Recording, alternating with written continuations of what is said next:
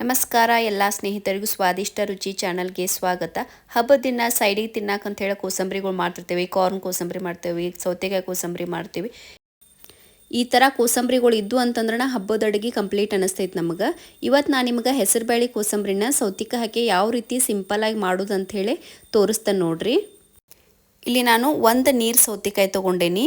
ಇದ್ರದ್ದು ಸಪ್ಪಿ ಭಾಳ ದಪ್ಪ ಇರುತ್ತೆ, ಅದಕ್ಕೆ ಇದನ್ನು ಎಲ್ಲ ಸಪ್ಪಿ ತಕ್ಕೋತೇನೆ. ಈ ರೀತಿ ಪೀಲ್ ಮಾಡ್ಕೋತೇನೆ. ನಮ್ಮ ಕಡೆ ಈ ಸೌತೆಕಾಯಿ ಕಡಿಮೆ ಸಿಗ್ತೈತೆ ನೋಡ್ರಿ, ಜಾಸ್ತಿ ಅಂದ್ರೆ ನಮ್ಗೆ ಜವಾರಿ ಸೌತೆಕಾಯಿ ಸಿಗ್ತೈತಿ. ಹೀಗೆಲ್ಲ ಸಪ್ಪಿ ಸುಲ್ಕೊಡ ಇದನ್ನ ಸಣ್ಣಗೆ ಹೆಚ್ಕೋತೇನೆ. ಈ ಥರ ಸಣ್ಣಗೆ ಹೆಚ್ಕೊಂಡೇನಿ. ನಿಮ್ಗೆ ಈ ರೀತಿ ಬೇಡ ಅಂತಂದ್ರೆ ತುರಿ ಮಣ್ಲೆ ತುರ್ಕೋಬೋದು, ಹಂಗೂ ನಡಿತೈತಿ. ಈ ಕಡೆ ಒಂದು 3 ಟೇಬಲ್ ಸ್ಪೂನ್ ಹೆಸರುಬೇಳೆ ಒಂದು 5 ತಾಸು ನೆನೆ ಇಟ್ಕೊಂಡೀನಿ. ಅವನು ಈಗ ಇದಕ್ಕೆ ಹಾಕೋತೇನೆ. ಇವು ನೆನೆದಷ್ಟು ಚಲೋ ನೋಡ್ರಿ. ಆಮೇಲೆ ಒಂದು ಸಣ್ಣ ಒಂದು ಬೌಲ ಕೊಬ್ಬರಿ ತುರಿ ಹಾಕೋತೇನೆ. ಫ್ರೆಶ್ ಕೊಬ್ಬರಿ ಹಾಕೊಂಡೇನಿ ನೋಡ್ರಿ. ಆಮೇಲೆ ಒಂದು ಅರ್ಧ ಸ್ಪೂನ್ ಹಸಿ ಖಾರ ಹಾಕ್ಕೊಂಡೆ. ನೀವು ಬೇಕಂದ್ರೆ ಮೆಣಸಿನ್ಕಾಯಿ ಹೆಚ್ಚು ಹಾಕೋಬೋದು. ಆಮೇಲೆ ರುಚಿಗೆ ತಕ್ಕಷ್ಟು ಉಪ್ಪು ಹಾಕೋತೇನೆ. ಉಪ್ಪು ಇನ್ನೇನು ಕೋಸಂಬರಿ ತಿಂತೀವಿ ಅನ್ನುವಾಗ ಹಾಕ್ಕೋಬೇಕು ನೋಡ್ರಿ. ಆಮೇಲೆ ಸಣ್ಣಗೆ ಹೆಚ್ಚಿದ ಕೊತ್ತಂಬರಿ ಹಾಕ್ಕೋತೀನಿ. ಇದೆಲ್ಲ ಹಾಕ್ಕೊಂಡು ಚಲೋ ಮಿಕ್ಸ್ ಮಾಡ್ಕೋತೀನಿ.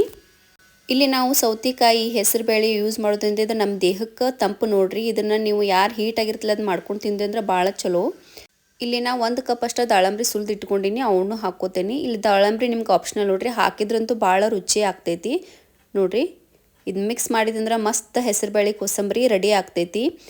ನಮ್ಮ ಕಡೆ ಇದನ್ನು ಬ್ಯಾಳಿ ಹೋಳ್ಗೆ ಮಾಡಿದಾಗ, ಕುಟ್ಟಿದ ಹುಗ್ಗಿ ಮಾಡಿದಾಗ, ಚಪಾತಿಗೆ ಸೈಡ್ ಡಿಶ್ ಆಗಿ ಇದನ್ನ ಯೂಸ್ ಮಾಡ್ತೀವಿ. ನೀವು ಮಾಡಿ ನೋಡ್ರಿ ಹೆಂಗಾಗಿತ್ತು ಅಂಥೇಳಿ ಕಮೆಂಟ್ ಮಾಡಿರಿ. ನಿಮ್ಮ ಫ್ರೆಂಡ್ಸ್ ಫ್ಯಾಮಿಲಿಗದು ಶೇರ್ ಮಾಡಿರಿ. ಧನ್ಯವಾದಗಳು.